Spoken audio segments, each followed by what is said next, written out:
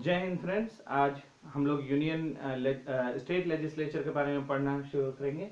State legislative assembly, सबसे पहले state legislature के तहत हर राज्यों में अपना लेजिस्लेटिव असेंबली होता है और लेजिस्लेटिव काउंसिल होता है। लेजिस्लेटिव काउंसिल सिर्फ 6 राज्यों में है, लेजिस्लेटिव असेंबली सारे राज्यों में है। Getting my point. तो आज हम लोग शुरू करेंगे स्टेट लेजिस्लेचर के बारे में हम लोग पढ़ेंगे। शुरू करते हैं। सबसे पहले लेजिस्लेटिव असेंबली के बारे में।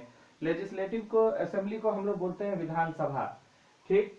और legislative body in the states और यूनियन टेरिटरीज ऑफ इंडिया, मतलब ये आपको मौजूद है यूटी और स्टेट्स में।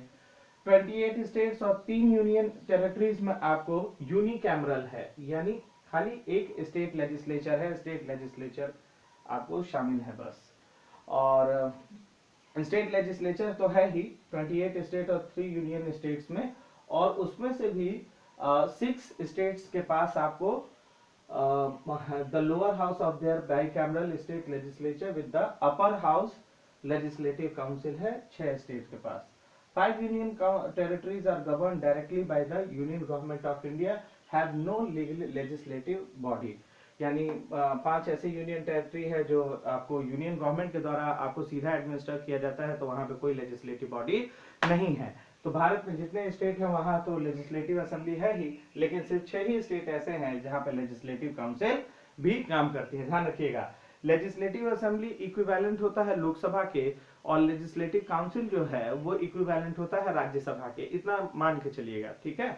तो unicameral 1 house, bicameral 2 house. Each member of legislative assembly, अगर मेंबर ऑफ लेजिस्लेटिव असेंबली के हैं तो आपको बोला जाता है मेंबर ऑफ लेजिस्लेटिव असेंबली। अगर आप लेजिस्लेटिव काउंसिल के हैं तो आप क्या कहलाते हैं? मेंबर ऑफ लेजिस्लेटिव काउंसिल, यानी एमएलसी आप कहलाते हैं। Now each member of legislative assembly directly elected होता है हम, यानी आप इनका सीधा चुनाव होता है। राज्य का विधानसभा का चुनाव होता है, एमएलए का आप चुनाव करते हैं, विधायकों का, और ये 5 इयर्स के लिए रहते हैं। सिंगल मेंबर कॉन्स्टिट्यूएंसी, भाई एक ही चुन करके आते हैं कॉन्स्टिट्यूएंसी से, हर कॉन्स्टिट्यूएंसी से। कॉन्स्टिट्यूशन ऑफ इंडिया आपको बताता है कि लेजिस्लेटिव राज्यों के जो स्टेट लेजिस्लेटिव असेंबली है उसमें 60 से कम नहीं होना चाहिए और 500 से ज्यादा नहीं होने चाहिए, यानी मेंबर्स यानी सीट्स की तादाद, ठीक है। लेकिन कुछ थोड़ा एक्सेप्शन है। कारण है कि हमारे यहाँ कुछ ऐसे राज्य हैं जैसे गोवा, सिक्किम, मिजोरम, जहां 60 मेंबर से भी कम है। होने कितना चाहिए? 60 से ज्यादा, लेकिन 60 से कम है। तो भी पुडुचेरी भी है, तो कहने का मतलब तो भी उनको इजाजत है कि ठीक है, चलिए लोकसभा में आपके जितने भी मेंबर्स है आपका स्वागत है। तो लेजिस्लेटिव असेंबली यानी राज्य की विधानसभा का अगर आपको मेंबर बनना है तो एलिजिबिलिटी क्या क्या होना चाहिए? यानी पहले तो सिटीजन ऑफ इंडिया होंगे, number 1।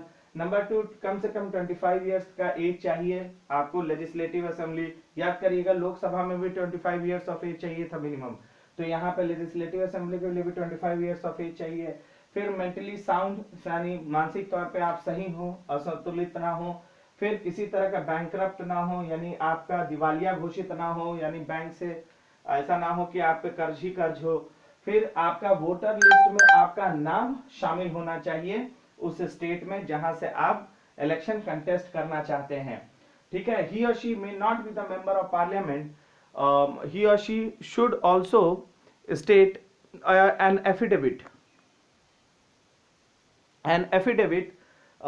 that there are no criminal procedure against him or her।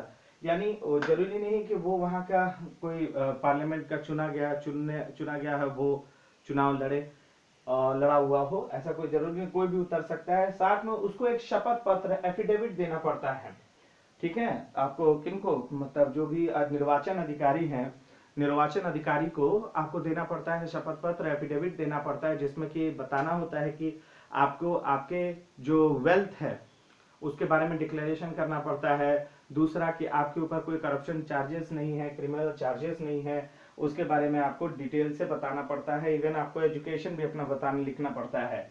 फिर स्टेट लेजिस्लेटिव असेंबली होल्ड करता है, इक्वल पावर होल्ड करता है जैसे लोकसभा में है, ठीक है ना। आपको उसी के पैरेलली ही इक्वली वो होल्ड करता है पावर को। जैसे लोकसभा में मनी बिल पावरफुल है, सिर्फ वही ला सकते हैं, राज्यसभा में मनी बिल नहीं ला सकता। वैसे ही राज्यों में भी, स्टेट के लेजिस्लेटिव असेंबली में भी मनी बिल सिर्फ लेजिस्लेटिव असेंबली में आप ला सकते हैं, लेजिस्लेटिव काउंसिल में नहीं ला सकते हैं। लेजिस्लेटिव काउंसिल वो 14 डेज तक के लिए ही रोक सकता है, उससे ज्यादा के लिए नहीं। जैसे राज्यसभा में होता है वो उससे ज्यादा वो नहीं रोक सकता है। हाँ, मनी बिल पर लेजिस्लेटिव काउंसिल का कोई विशेष बहुत अधिकार नहीं होता है, वो सिर्फ और सिर्फ लेजिस्लेटिव असेंबली का ही अल्टीमेट अथॉरिटी होता है। स्पेशल पावर देखते हैं लेजिस्लेटिव असेंबली का। मोशन ऑफ नो कॉन्फिडेंस, यानी सरकार को अपना बहुमत दिखाना होगा कि आपको आधे से अधिक सीट पर, ठीक है, आपने चुन करके आप आए थे, सरकार बने थे, क्या अब भी आपके पास उतना बहुमत यानी मेजॉरिटी है वोट का, सीट्स का लेजिस्लेटिव असेंबली में। तो क्या करती है, जो अपोजिशन पार्टी है वो नो कॉन्फिडेंस मोशन लेके आती है। तो उसमें गवर्नमेंट को क्या करना पड़ता है कि लेजिस्लेटिव असेंबली में अपना मेजॉरिटी वोट साबित करना पड़ता है, ठीक है ना। तो यहाँ पे देखिए, against the government in the state can only be introduced in legislative assembly. ये सिर्फ लेजिस्लेटिव असेंबली में लाया जा सकता है, काउंसिल में नहीं।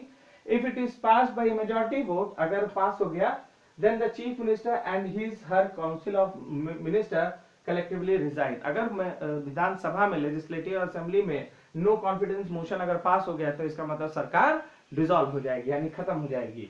मनी बिल सिर्फ स्टेट लेजिस्लेटिव असेंबली में ला सकते हैं, लेजिस्लेटिव काउंसिल में ये 14 डेज के लिए रुकता है, उससे ज्यादा नहीं रुक सकता। आगे आइए, नेक्स्ट देखते हैं। In matters related to ordinary bill, the will of state legislative assembly prevails and there is no provision of joint sitting। कोई प्रोविजन नहीं है ज्वाइंट सिटिंग का, याद रखिएगा, कोई प्रोविजन नहीं है ज्वाइंट सिटिंग का। In such cases state legislative council can delay, बस डिले कर सकती है लेजिस्लेशन में, कितना समय के लिए, 4 months, बस उससे ज्यादा डिले नहीं कर सकती हैं। उसके बाद उन्हें कुछ न कुछ निर्णय या रिकमेंडेशन दे करके उन्हें वापस भेजना ही भेजना होता है, यानी स्टेट्स में ज्वाइंट सिटिंग का प्रोविजन नहीं है। Legislative assembly of the state has to power to create और एबॉलिश द स्टेट, यानी ये इतना इनके पास पावर है लेजिस्लेटिव असेंबली के पास कि क्रिएट और abolish the state legislative council by passing resolution.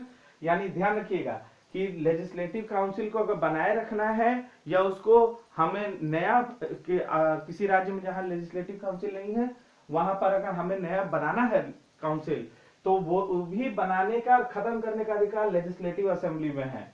तो वहां पे प्रेजेंट और वोटिंग करने वाले 2/3 मेंबर्स होने चाहिए कि अगर हम ऐसा मानते हैं कि हमें एक लेजिस्लेटिव काउंसिल बनाना है राज्य में, तो उसके लिए उतना हमको वोटिंग कराना होगा, और अगर खत्म भी करना है एग्जिस्टिंग लेजिस्लेटिव काउंसिल को, तो उसके लिए भी उतना वोटिंग चाहिए होता है। आइए नेक्स्ट है, अब देखिए दूसरे हाउस के बारे में बात कर रहे हैं हम लोग, लेजिस्लेटिव काउंसिल के बारे में बात कर रहे हैं। विधान परिषद जिसको कहते हैं, इसको अपर हाउस भी कहते हैं, एकदम सिमिलर है आपका राज्यसभा के, अपर हाउस भी कहते हैं। और ये उन्हीं स्टेट में होगा जहां बाई कैमरल है, क्योंकि ये खुद स्वयं दूसरा हाउस है, ठीक। और the lower house legislative assembly को बोलते हैं, कॉन्स्टिट्यूशन के आर्टिकल 169 में डिफाइंड है लेजिस्लेटिव काउंसिल। 2019 तक में जम्मू कश्मीर, नवंबर 2019 में जम्मू कश्मीर जब तक था तब तक वो स्टेट का लेजिस्लेटिव काउंसिल था, लेकिन अब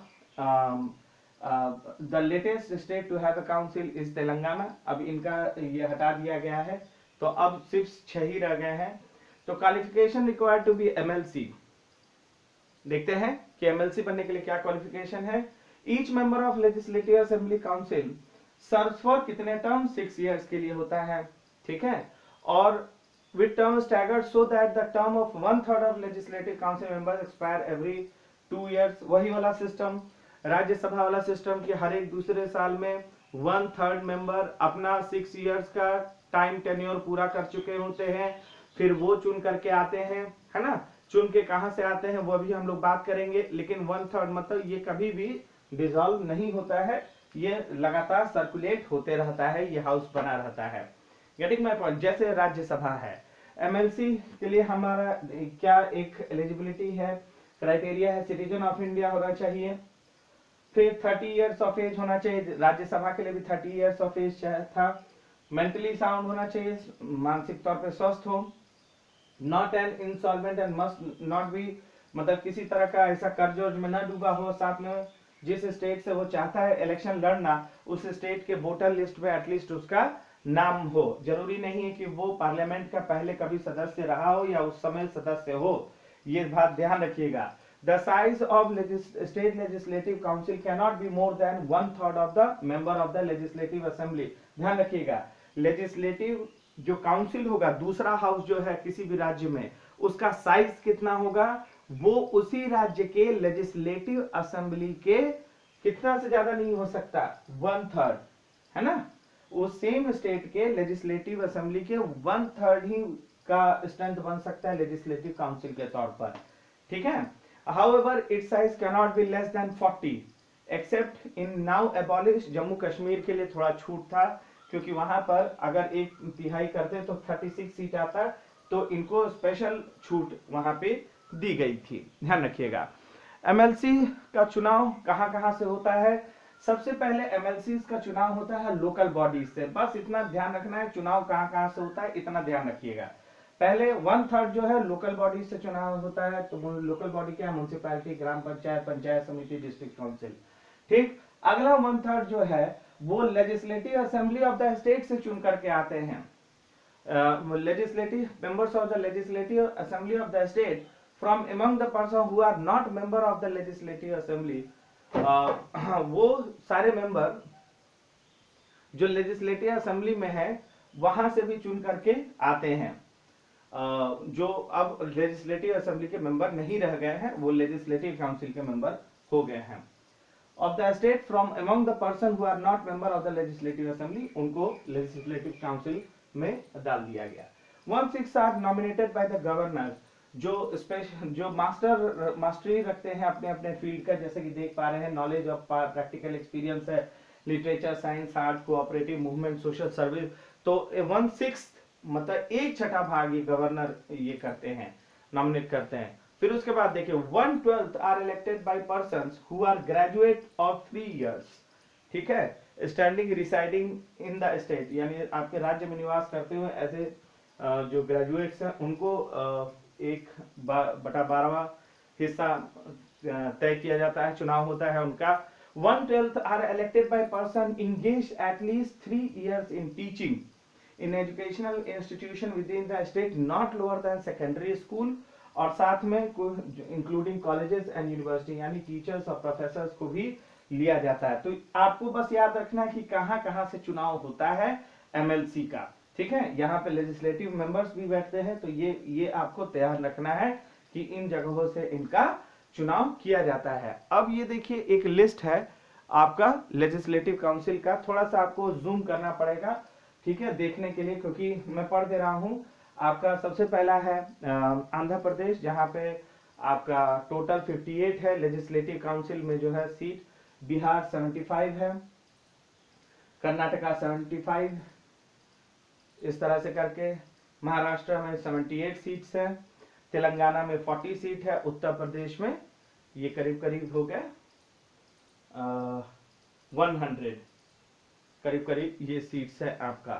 तो ये हो गए आपके लेजिस्लेटिव काउंसिल जो 6 राज्यों में था, ये आप देख पा रहे होंगे। अब आइए लिस्ट ऑफ लेजिस्लेटिव असेंबलीज। अब ये करीब आप देखिएगा, ये हर स्टेट का लेजिस्लेटिव असेंबली है, इसका लिस्ट भी अवेलेबल है गूगल पर, आप देख सकते हैं इसको कि नंबर ऑफ कॉन्स्टिट्यूएंसी क्या कितना है, ठीक है, और वहाँ स्टेट में कितना सीट्स है। तो इस तरह से आंध्र प्रदेश होते हुए, अरुणाचल प्रदेश होते हुए हर राज्य का, दिल्ली 70, गोवा 40, गुजरात 182, हरियाणा 90, हिमाचल प्रदेश 68, जम्मू कश्मीर 85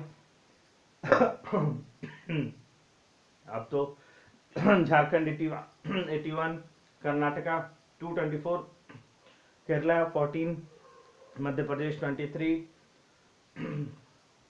महाराष्ट्र 288, सॉरी माफ कीजिएगा 288, मणिपुर 60, मेघालय 60 है, मिजोरम 40, नागालैंड 60, उड़ीसा 147, पुडुचेरी 33, पंजाब 117, राजस्थान 200, सिक्किम 32 लेजिस्लेटिव असेंबली के मेंबर्स हैं।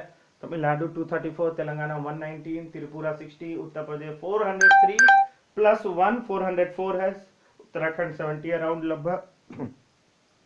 उसके बाद आई वेस्ट बंगाल 294, तो ये आपको देखा कि आपको किस तरह से यूनियन, आपने देखा लेजिस्लेटिव असेंबली और लेजिस्लेटिव काउंसिल में मुख्य अंतर को हम लोगों ने समझा कि लेजिस्लेटिव असेंबली पैरेलल होता है लोकसभा के, ठीक उसको भी लोअर हाउस बोलते हैं, है ना, डायरेक्टली इलेक्टेड होता है, बहुत money bill pay special power होता है, तो कुछ मिलता जुलता है। उसी तरह लेजिस्लेटिव काउंसिल पैरेलल होता है राज्यसभा के, मनी बिल पे सिर्फ 14 डेज का है, उसको भी अपर हाउस बोलते हैं, परमानेंट हाउस है। तो हम लोगों ने हर स्टेट के अपने लेजिस्लेटिव असेंबली और लेजिस्लेटिव काउंसिल के बारे में हम लोगों ने पढ़ा, और लगभग हमने सारे जो इम्पोर्टेंट पॉइंट्स है उसको कलेक्ट करने का कोशिश किया। पढ़िएगा और भी समझ आएगा। हर राज्य को इतना तो मशीनरी को तो हमें जरूर समझना चाहिए। आज के लिए इतना ही इस वीडियो में, फिर मिलते हैं अगले वीडियो में। खुश रहिए, आबाद रहिए। ठीक, जय हिंद एवरीवन।